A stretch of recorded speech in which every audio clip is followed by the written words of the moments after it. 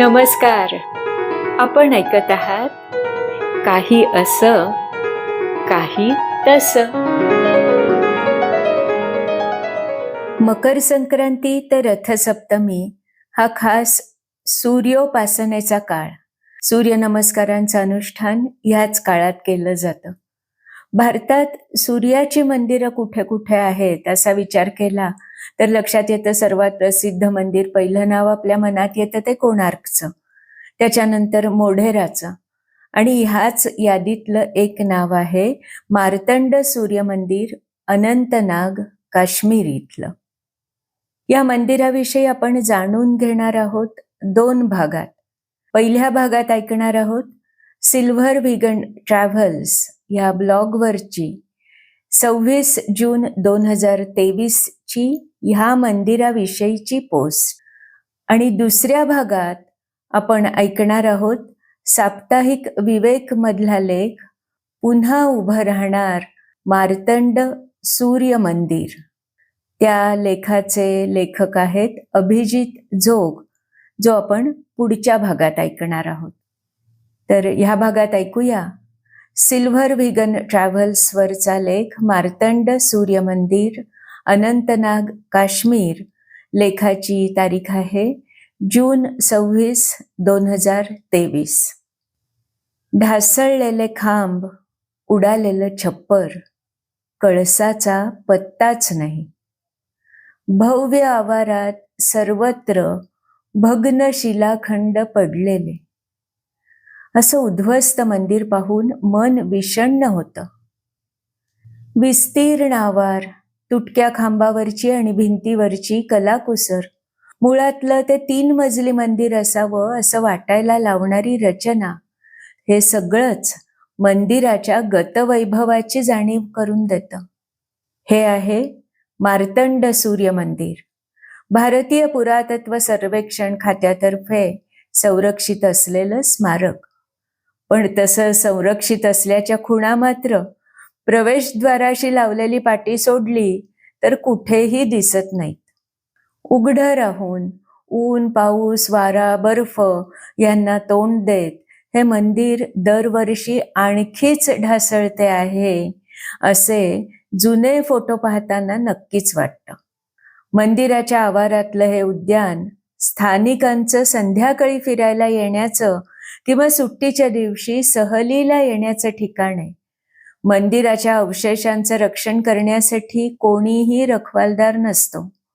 ह्या सगळ्याचा परिणाम म्हणून ते भग्नावशेष दिवसेंदिवस अधिकच ढासळत आहेत. कारकोट वंशाचा राजा ललितादित्य मुक्तपीड यांनी 8व्या शतकात या मंदिराचं निर्माण केलं. राजा ललितादित्य हा काश्मीरच्या इतिहासातला अत्यंत शूर आणि पराक्रमी राजा म्हणून ओळखला जातो. अजिंक्य राजा म्हणून तो इतिहासाला ज्ञात आहे. त्यांनी अरब आक्रमणापासून तर भारताचं रक्षण केलंच, शिवाय तिबेटमधल्या आक्रमकांपासून पण केलं. इतकंच नव्हे तर आपल्या राज्याचा विस्तार पार अफगाणिस्तान आणि तसंच सध्याचं उझबेकिस्तान, ताजिकिस्तान, किर्गिस्तान पर्यंत केला. कवी कल्हणाने लिहिलेल्या राजतरंगिणी या काश्मीरच्या इतिहासविषयक काव्यग्रंथात ललितादित्याविषयी, त्याच्या पराक्रमाविषयी गौरवपूर्ण व सविस्तर लिहिलेलं आढळतं. ललितादित्याने काश्मीर प्रांतात अनेक मंदिरांची निर्मिती केली. अत्यंत सुंदर शिल्पकला व स्थापत्य असलेली ही मंदिरं होती. मार्तंड सूर्य मंदिर हे त्यापैकीच एक आणि प्रमुख मंदिर. भारतातला केंद्रशासित प्रदेश जम्मू आणि काश्मीर, त्याच्यातलं हे अनंतनाग जिल्ह्यातलं मंदिर. पहलगाम पासून साधारण 40 किलोमीटरवर हे ठिकाण आहे. कधी काळी ह्या भागाचं नाव नक्कीच मार्तंड असणार, पण सध्या मात्र ते मट्टन गाव ह्या नावाने ओळखलं जातं. एखाद्या नावाचा अपभ्रंश किती विचित्र होऊ शकतो, तो झालेला अपभ्रंश कसा रुळतो आणि आता स्वातंत्र्यप्राप्तीनंतरही तो तसाच कसा राहतो, ह्याचं हे दुर्दैवी उदाहरण आहे.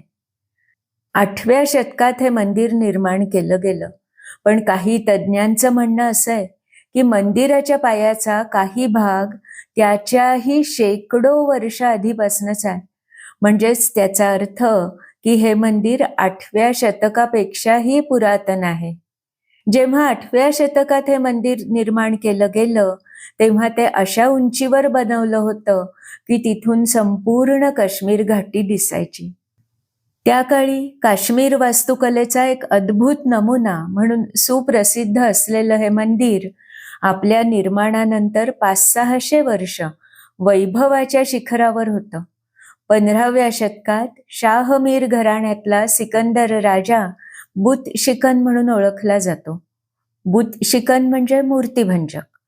सिकंदराचा समकालीन इतिहासकार हसन अली लिहितो की मंदिरातल्या तर सोडाच, पण लोकांच्या घरातल्या हिंदू देवतांच्या मूर्ती देखील सिकंदराने फोडून टाकल्या. हिंदू लोकांचं जबरदस्तीने धर्मांतर करून त्यांना इस्लाम धर्माचं अनुयायी केलं. ज्यांनी धर्मांतर करणं मान्य केलं नाही त्यांचं शिरकाण केलं गेलं. सिकंदराने उद्ध्वस्त केलेल्या अनेक मंदिरांपैकी मार्तंड सूर्य मंदिर हे एक मंदिर. हे मंदिर इतकं भव्य होतं, इतकी शिल्प त्याच्यात कोरलेली होती, ते इतकं मजबूत होतं की ते नष्ट करण्यासाठी सिकंदराच्या माणसांना 1 वर्ष लागलं. सूर्यदेवतेला समर्पित असलेली देशभरात काही मोजकी मंदिर आहेत. ओरिसातलं कोणार्क आहे, गुजरातमधील मोढेरा आहे. त्यामुळे काश्मीरमधील हे मार्तंड सूर्य मंदिर ह्यासाठी वैशिष्ट्यपूर्ण आहे की उत्तर भारतात एवढं नावाजलेलं असं दुसरं सूर्यमंदिर आपल्याला आढळत नाही. मंदिराच्या भव्य आवारात चारी बाजूंना दीर्घा म्हणजे गॅलरी म्हणावी अशी रचना असावी, कारण त्याचे अवशेष असलेले खांब आपल्याला दिसतात. मग कदाचित ही लहान लहान मंदिरं असावीत, किंवा अभ्यासाची जागा असावी, किंवा नुसताच मंदिर रचनेतलं सौंदर्य वाढवण्याचा एक भाग असावा. या गॅलरीच्या खांबांवरची नक्षी सुंदर असावी अशी कल्पना भग्नावशेषांवरून आपल्याला येऊ शकते. हे एकूण 84 खांब आहेत असं आपल्याला मंदिराच्या माहिती पत्रकात वाचता येतं. मुख्य मंदिराच्या समोर आपल्याला पायऱ्या बांधलेलं कुंड दिसतं. अनेक उद्ध्वस्त मूर्ती आपल्याला जिकडे तिकडे दिसतात. गंगा, यमुना, विष्णू अशा मूर्ती ओळखता येतात. एक 3 मस्तकांची मूर्ती दिसते, ती बहुधा ब्रह्मदेवाची असावी. केवळ निसर्गाचा प्रकोपच झाला असता तर कदाचित मूर्ती इतक्या वाईट अवस्थेत दिसल्या नसत्या. विकृत मनोवृत्तीच्या माणसांनी तोडून, घाव घालून, घासून त्या मूर्ती खराब केलेल्या आहेत. मुख्य मंदिरातलं गर्भगृह, त्यासमोरचा सभामंडप, त्याच्या दोन्ही बाजूला असलेल्या लहान खोल्या, यावरून मंदिराच्या भव्यतेचा अंदाज आपण करू शकतो. गाभारा तर अगदी सगळ्या मूर्ती नाहीशा करून ओसाड केलाय. प्रत्नकीर्ती मपा वृणो हे भारतीय पुरातत्व सर्वेक्षण खात्याचं बोधवाक्य आहे. आपल्याला सगळ्या संरक्षित स्मारकांच्या पाट्यांवर हे वाचायला मिळतं.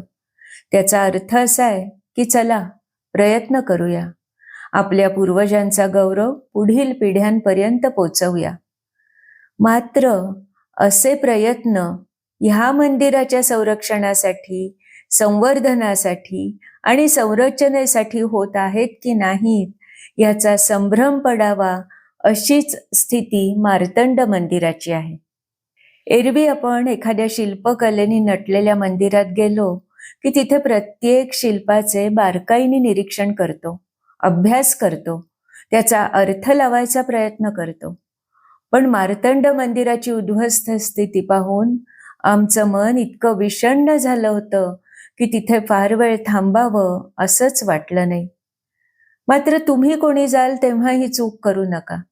तेथील ज्या मूर्ती थोड्याफार बऱ्या अवस्थेत असतील त्यांचे फोटो काढून ठेवा.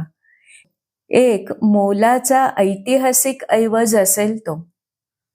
मार्तंड मंदिर फार कमी प्रवासी कंपन्या दाखवतात, पण आपण सर्वांनी जर का आपल्या काश्मीर पर्यटनात ह्या मंदिराचा समावेश केला, ह्या मंदिराला जास्तीत जास्त प्रसिद्धी मिळवून दिली, तर कदाचित जागृती निर्माण होईल आणि मंदिराचं संगोपन संवर्धन व्हावं ह्यासाठी प्रयत्न सुरू होतील. नॅशनल मॉन्युमेंट अथॉरिटी म्हणजे राष्ट्रीय संस्मारक प्राधिकरणाच्या अधिकृत चिन्हात मार्तंड मंदिराचा समावेश असल्याची बातमी मध्यंतरी वाचली होती, पण प्राधिकरणाच्या संस्थळावर मात्र हे चिन्ह अजून आलेलं दिसत नाही. 1975 मध्ये रिलीज झालेल्या आंधी सिनेमातील तेरे बिना जिंदगी से ह्या गाण्यात मार्तंड मंदिरातील चित्रीकरण होतं. इथे दिग्दर्शक दिसतो असं म्हणता येईल असंच ते दृश्य होतं. भंगलेल्या नात्याची कहाणी सांगणारा आंधी चित्रपट, ते गाणं आणि मागचं उद्ध्वस्त मंदिर.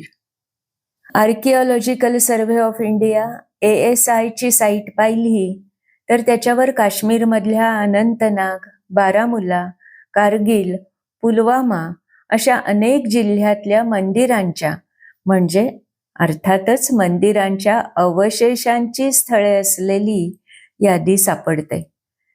कधीतरी ही सर्व मंदिरं निर्धोकपणे पर्यटकांना पाहता येतील अशी आशा करूया. ह्याच ब्लॉग पोस्टमध्ये खाली सूचना दिल्या आहेत. काश्मीर पर्यटनासाठी सूचना. 1. श्रीनगर विमानतळाच्या बाहेर आलात की पुन्हा श्रीनगर विमानतळावर जाईपर्यंत बहुतेक सगळ्या मोबाईलना रेंज नसते, हे लक्षात ठेवावं. 2. भारतात सगळीकडे डिजिटल पेमेंट स्वीकारत असताना काश्मीरमध्ये मात्र बऱ्याच ठिकाणी अजूनही रोख रकमेचा आग्रह धरला जातो. 3. टीप घेण्याविषयी आणि ती त्यांना हवी तेवढी घेण्याविषयी सर्व सेवा पुरवणारे आग्रही असतात. 4.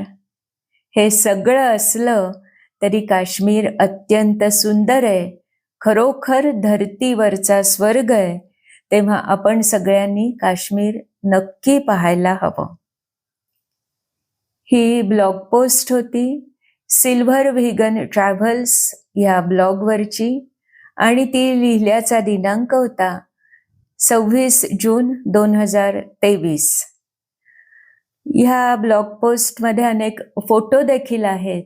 ते जर का तुम्हाला पाहायचे असतील तर silvervegantravels.blogspot.com ह्या संस्थळावर गेलात तर ही पोस्ट आपल्याला वाचता येईल. पुढच्या वेळेला ऐकूया दुसरा भाग, पुन्हा उभं राहणार मार्तंड सूर्य मंदिर.